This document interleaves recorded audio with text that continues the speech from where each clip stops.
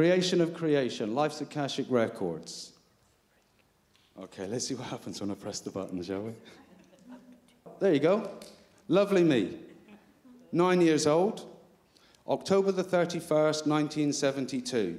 So if your maths is quick, yes, I'm 49 years old. And I've still got my own hair. But not my own teeth. I lived in the southwest of England. Television was black and white. It was what we call the good old days. Yeah? October the 31st, I was lying in bed. My little sister was in the top bunk. And just like that, all of a sudden, a physical manifestation of a little man in my bedroom. That was the little man that came to see me. He took me from my bed, and all of a sudden, my bed wasn't there. My house wasn't there. My city wasn't there. Nothing was there. I remember no form of communication at all, apart from just holding hands. I subsequently found out this is Satya Sai Baba. As a 9-year-old, I just thought it was a little man. He took me to what I can only describe really as a ship of light. Everything seemed to be made out of a pulsating light that you could walk through, but it was solid, both at the same time, and I really don't ask me to explain that one. Okay, what's next? As a 27-year-old, I'd started writing down what Sai Baba had shown me. He'd shown me a really big book in this ship of light, big A1 size book, in a language that my brain just couldn't understand at all. But then my brain's not that great because it's very limited down here. So off I went. I thought, I'm going to go and try and find this funny little guy, and I'm going to go and give him his pages back of his book, and then I'm going to carry on and have my holiday. Lovely. Didn't work out like that at all. Still never got my holiday. Well, there we go. There's me, one set of 5 pages, and Sai Baba. Every time I went, he would come straight over to me, and I'd always seem to have another 5 pages, and he would always come over and let me know straight away, yeah, they're cool, no problem. He didn't quite put it in that way, but that's just my way. So everything was always very good. This is not a very good picture, but it's a golden Ganesh that Sai Baba materialized for myself and my friend. This was just before I took a little trip to a cave system called Patal Bhuvaneshwar.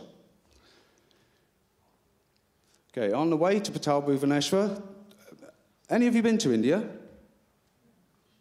Yeah, it's got to be more than that, really.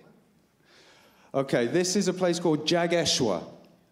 Now, the funny thing about this, there's 108 temples built at Jageshwar, and I was directed to the one that was built many, many hundreds of years ago by 2 English noblemen that had made their way over who were in search of some information. Okay, can you see that? Okay, this is Patal Bhuvaneshwar. That's the entrance to the cave, very high in the Himalayas. Patal Bhuvaneshwar is written about in the Vedas. It's actually stated that if you do all the pujas on the way there from Jageshwar, Rameshwar into Patal Bhuvaneshwar, you will liberate yourself in this life and 21 past blood generations. So it's really worth going. I've actually been there 7 times now, so I hope all my family's good. So if they're not, it's too expensive to go back. Patal Bhuvaneshwar. Really, and if you type in on your machines, they have you know, that googly thing. If you do that, you'll find out they will show the pictures of the inside, and it's actually quite an unbelievable place that's very believable when you're there. Inside the cave, this is one of my friends, the guy with the beard. He's actually a Hopi shaman, dancing dolphin. Inside the cave, anyone heard of Adi Shankaracharya? A couple of 1,000 years ago, he turned up here. And he said when he got there, it was really, really old. Took me a couple of 1,000 years after to find out that he was telling the truth. Mahavatar Babaji, anyone know of him? Right, for all of you who don't, please go out and buy yourself a copy of Autobiography of a Yogi and actually learn some stuff, really. But he actually also manifested himself at the cave for me, and we had a really good hour or so chat. And he had an awful lot to tell me. Okay, with the book that Sai Baba showed me as a 9-year-old, today I've got 35 of those pages, but I'm just going to talk about the first 10 pages that directly correlate to our DNA, which was shown to me, told to me. I've watched people all around the world completely change in front of my eyes, and it's so funny. I just find it very funny. So this is Mount Warning in Australia. It's the most easterly point of Australia. It's where the sun hits first. In the very bottom, there's a huge crystal, and I was able to, with the help of all the Aboriginals, we put all of the information of the first 10 pages into that crystal, which sent it to the reservoir, which pumped it out through all the song lines that run across Australia. So right on, good on Australia. And a lot of them got the point. Oh, can you see that picture? That's one of my little beings that lives up on Mount Warning. Okay, Ayers Rock. We took the scripts to Ayers Rock. At the same time, we had some people down in Dove Lake and on Byron Bay. And we built a golden triangle, which is actually still in place. And let's say if and when things change on this planet, that's going to be a real nice, safe place to be. So don't forget to book your ticket early.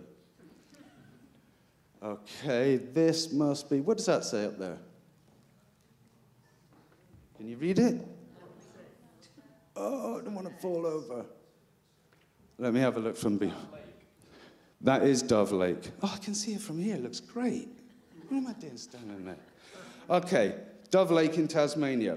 Dove Lake we chose because all of the indigenous people there were rounded up by our beautiful forefathers, who were really stupid, and they shoved them all in the lake and killed them all. Only one girl came out. That's why we went to the Dove Lake. Okay, then back to Sai Baba.